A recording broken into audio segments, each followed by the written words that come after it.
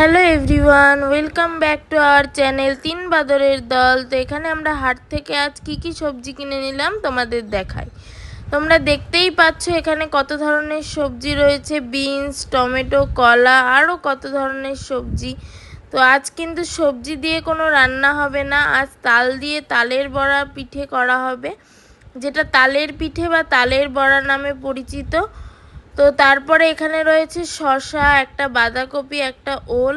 তারপরে এখানে রয়েছে হেলেঞ্চা শাক, যেটা খুব উপকারী একটা শাক। এবার আমরা তালটাকে কিভাবে ছাড়িয়ে নেব সেটাই তোমাদের দেখাই। তো তালটাকে এরকম বাড়ি দিয়ে দিয়ে নিতে হবে, যাতে তালটা ভালো করে ফাটে এবং খোসাগুলো ভালো করে ছাড়ানো যায়। তারপরে উপরের যে খোসাটা আছে সেটা এইভাবে ছাড়িয়ে নিতে হবে। দেন আমরা কি করব, এটাকে ধুয়ে নেব ভালো করে। তো তালটা এখানে বেরিয়ে গেছে এরকম অবস্থায়। তো তারপরে এটাকে মা ধুয়ে নিচ্ছে ভালো করে। এটা কিন্তু পরিষ্কার করে ধুতে হবে, যাতে একটুও নোংরা না থাকে এর মধ্যে।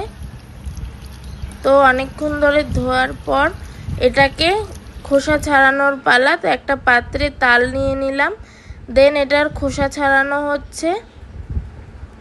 তারপরে এর আটিগুলোকে আলাদা আলাদা করে নেওয়া হচ্ছে। আটিগুলোকে কিন্তু আলাদা করে এইভাবে করে নিতে হবে। তো তারপরে আটিগুলোর মধ্যে কিছুটা জল অ্যাড করতে হবে, যাতে তালটা বের হয়। এরকম শুকনো অবস্থায় তো তাল বের হবে না, তো ওর জন্য আমরা এতে জল অ্যাড করব। একটু একটু করে জল অ্যাড করব, যাতে তালটা ভালো করে গোলানো হয়। তো এখানে প্রথমেই কিছুটা জল অ্যাড করে নিচ্ছি, অল্প পরিমাণ। তারপরে এতে কিছুটা পরিমাণ জল অ্যাড করে নিচ্ছি।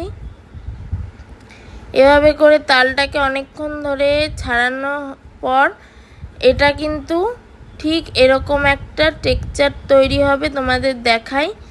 তো তারপরে এটাকে একটা ছাঁকনির সাহায্যে ছেঁকে নিতে হবে। তো এই যে ছাঁকনি রয়েছে, ছাঁকনিতে এবার তালটা নামানো হচ্ছে, যাতে আঁশগুলো একদমই চলে যায়।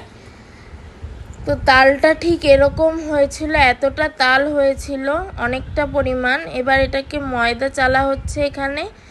বর্ষাকালের ময়দা তো, তাই গুঁড়ো গুঁড়ো হয়ে লেগে রয়েছিল। তো সেগুলোকেই ঠিক করে চেলে আলাদা করা হচ্ছে, খারাপগুলো বাতিল করে ভালো ময়দাগুলোকে এক জায়গায় করা হচ্ছে। তো তারপরে এতে দিয়ে দেওয়া হলো ময়দার উপর তাল।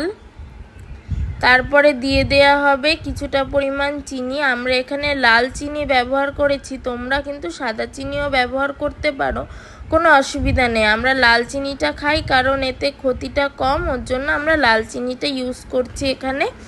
তো তারপরে অনেকক্ষণ ধরে ভালো করে মেখে নিতে হবে। মাখার পর কেমন টেক্সচার হবে তোমাদের দেখাই। মাখার পর কিন্তু টেক্সচারটা ঠিক এরকম হবে। তারপরে এটাকে প্রায় 2-3 ঘন্টার জন্য আমরা ঢেকে রাখবো একটা পাত্রের সাহায্যে। তো ঢেকে রাখার পর এতে নারকেল গুঁড়ো মিশিয়ে দেওয়া হলো, দেন এটাকে মাখা হচ্ছে। ভালো করে মেখে নেওয়ার পর এতে আর কিছু অ্যাড করব না, এটাকে আধ ঘন্টার জন্য ঢেকে রাখবো। দেন আমরা ফ্রাইং প্যান বসিয়ে দিয়েছি।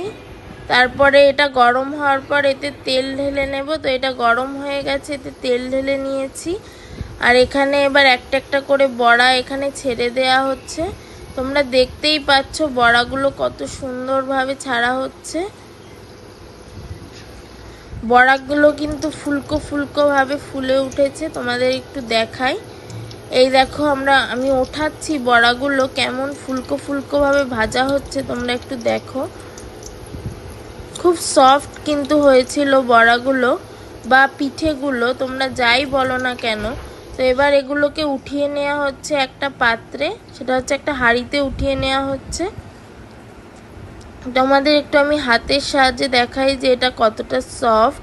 দেখো, তোমরা দেখলেই বুঝতে পারবে এটা কতটা নরম। এই যে আমি এটাকে ভাগ করে নিয়েছি দুভাগে, তো কতটা নরম তোমরা বুঝতেই পারছো। তো আজকের মতো ভিডিওটা এখানে এন্ড করছি। ভালো লাগলে চ্যানেলটাকে সাবস্ক্রাইব করে দিও, লাইক কমেন্ট শেয়ার করতে ভুলো না কিন্তু বন্ধুরা। তো এই যে আমাদের তালের পিঠে রেডি। তো আজকের মতো টাটা বন্ধুরা, দেখা হচ্ছে নেক্সট কোনো ব্লগে। নেক্সট দিনে। তো আজকের মতো টাটা।